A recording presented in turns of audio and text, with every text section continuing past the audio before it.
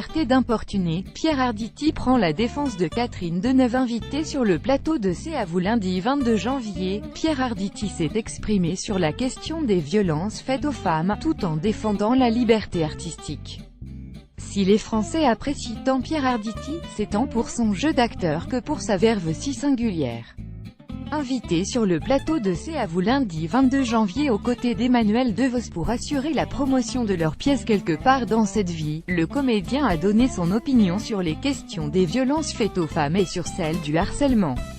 Après avoir clairement expliqué qu'il mettrait son poing dans la gueule à celui qui emmerde une femme en se frottant, assurant que les femmes avaient le droit de vivre tranquillement, librement ce qu'elles ont décidé de vivre, le comédien a abordé le sujet de la liberté artistique. On va nous dire ce qu'il faut qu'on lise, ce qu'il faut qu'on regarde, quelle peinture il faut qu'on regarde.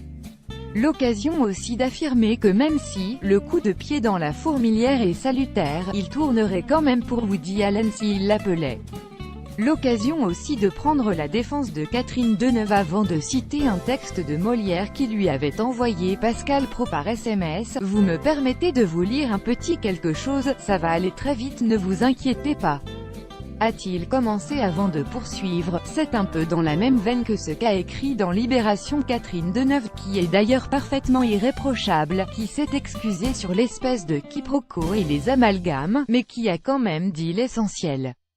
Un texte foudroyant, dixit le comédien, a écrit par Molière, 450 ans avant Catherine Deneuve, a-t-il lâché en guise de conclusion. Rappelons que Catherine Deneuve a déclenché une polémique après avoir signé une tribune dans Le Monde sur « la liberté d'importuner ». Sous le feu des critiques, la comédienne a fini quelques jours plus tard par présenter ses excuses à toutes les victimes d'actes odieux qui ont pu se sentir agressées par cette tribune.